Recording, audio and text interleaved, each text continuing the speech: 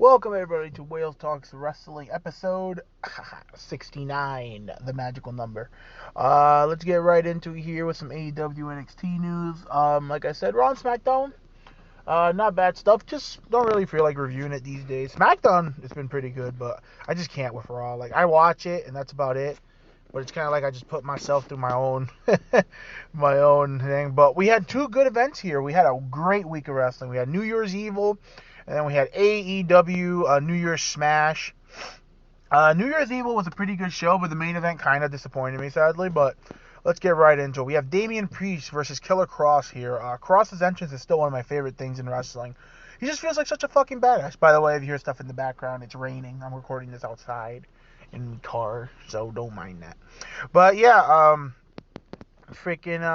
love Kross's entrance, man. The whole Fallen Parade thing, Scarlett looking like a goddamn snackaroony. But let's start it off. Kross with an early Tazplex for a near fall. A nasty running forearm by Priest to Kross, and then an elevated flatliner for a near fall. Priest gave it a bigger fight than I thought he would, which I was really happy about that.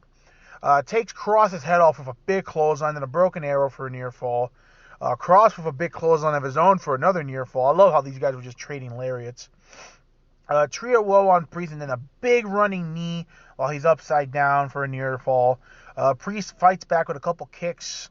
Finally goes for the choke slam but does not get it. Hits the razor's edge on Kross for a near fall instead. Picks him right up, doesn't waste any time. South of the Heaven choke slam. What should be his finish. It's fucking annoying. I really wish he would use that as his finish. It's such a great looking move the way he does it.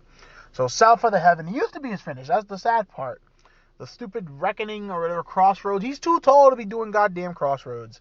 But he hits the South of the Heaven for a near fall. Kross carries Priest, hits him with the steel pole, and then the ring steps. Big head kick, Doomsday Saito.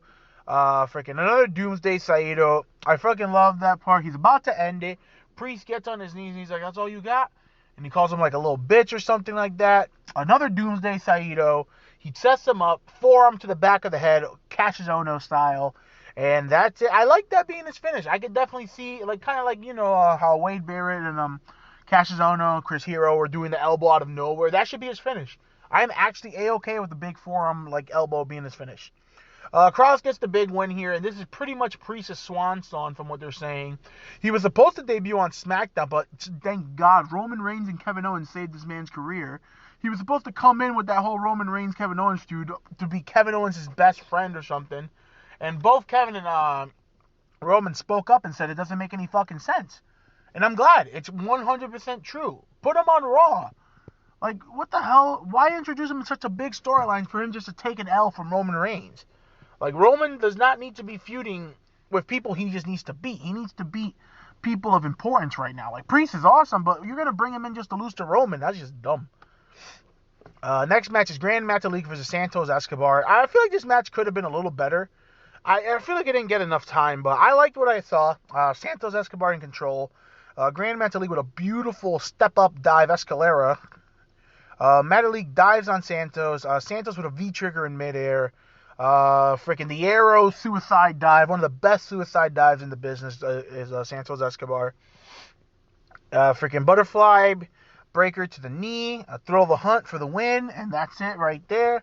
I'm telling you, that's how you build a person right now. Santos Escobar is the perfect build. It's so underrated because I feel like no one talks about this guy. He's fucking great. He's killing it. The re-debut of Xia Li, I just love this whole gimmick. The whole Mortal Kombat entrance. The lady, the fucking looking so evil and sinister on the throne. You got Boa looking like a fucking badass. He looks like a fucking Matrix dude. I still want to know who the evil lady is. Like I said, I think it's Meiko Sakamura or whatever the fuck. But we'll see. Such a dope entrance.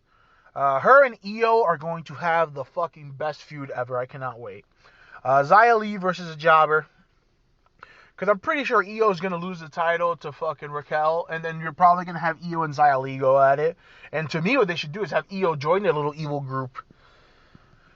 Big spinning kick to the face. Oh my god. I thought she murdered this jobber. Xia Li's got some good kicks, man. She's always had those kicks. She gets the win. Sadly, Thatcher is injured. So no fight pit. And I feel like that really hurt this show. It was a great show, but I feel like this really, really hurt the show not having the fight pit on here. Then we move on to the best match of the night. Rhea versus Raquel Gonzalez in the last woman standing match. This match was great. It was definitely a fantastic, just overall last man, last woman standing match. It was one of my favorites. It's really good. Rhea wasting no time. She goes right at Raquel. Rhea gets handcuffed. She handcuffs Raquel to the fence. Starts beating the crap out of her with some nasty, chops and forearms. Raquel ends up ripping herself from the fence. Damn hiccups. Still attached to the freaking handcuffs. Rhea smashed face first into the ring bell. I haven't seen the ring bell used in a while. Big back body drop on the announce table, and Rhea gets Shawn Michaels, where she hits the edge of the announce table and she gets like bended in half. I was like, oh no, Shawn Michaels, why? She gets the announce table thrown on her. She gets chairs thrown on her. Big boot off the stage to Rhea. Rhea smashes Raquel through a glass door. They took it all the way outside. Rhea with a senton through a table off the lockers or something back there. That was awesome. Dakota Kai comes in, jumps Rhea with a kendo stick. Rhea ends up beating the shit out of her and shoves Dakota Kai into a locker. That was my favorite thing of the match. I thought that was hilarious. How much tiny of a woman fucking Dakota Kai is. These weren't like your regular really tall lockers. This was like a little tiny baby cubby. And she shoved her in there and locked her in there. She put like stuff in front of it. That was great. Raquel with a chair to Rhea. Prism trap with a chair wrapped around Raquel's neck. I thought Rhea had it there for sure. Death Valley driver off the stage by Rhea to Raquel. Raquel gets up. Powerbomb through the stage. Raquel ends up breaking the whole stage with that powerbomb. She beats the count. Fantastic match. They're one apiece now. I don't know if they're going to have a tiebreaker, but these girls can go. I've loved their whole feud, and Raquel is just a fucking star, man. I always saw it in her. Like, I was like, okay, this girl could be pretty cool, but man, she's dope now. I like the Akuma pose, too.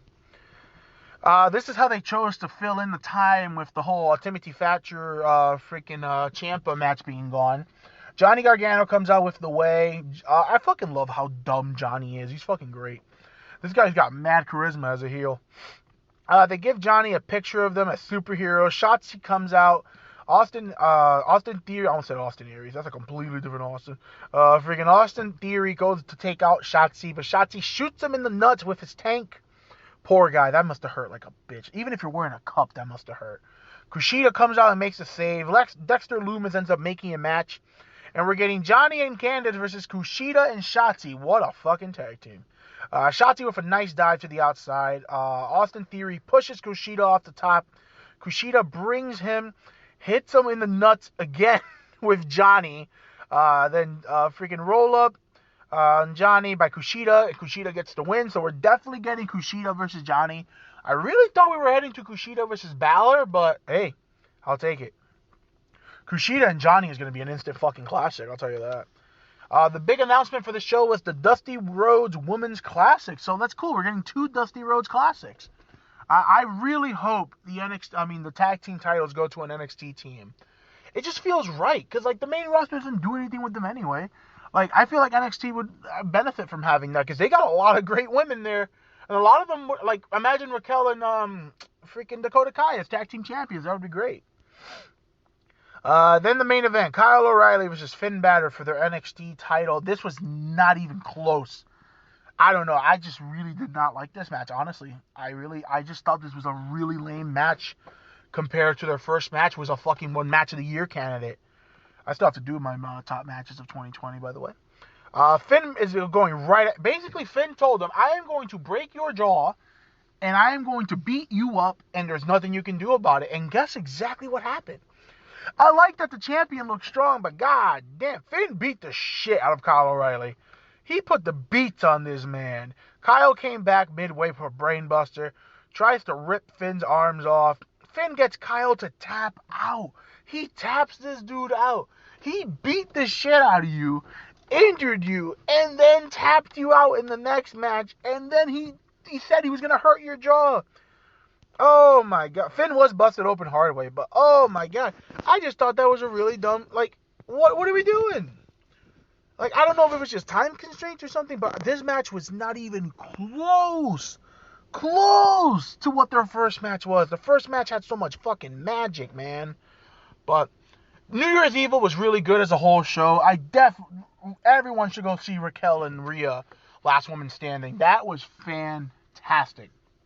Great match. Not even a great women's match. That's just a great match in general. It was great. But let's move on to the next.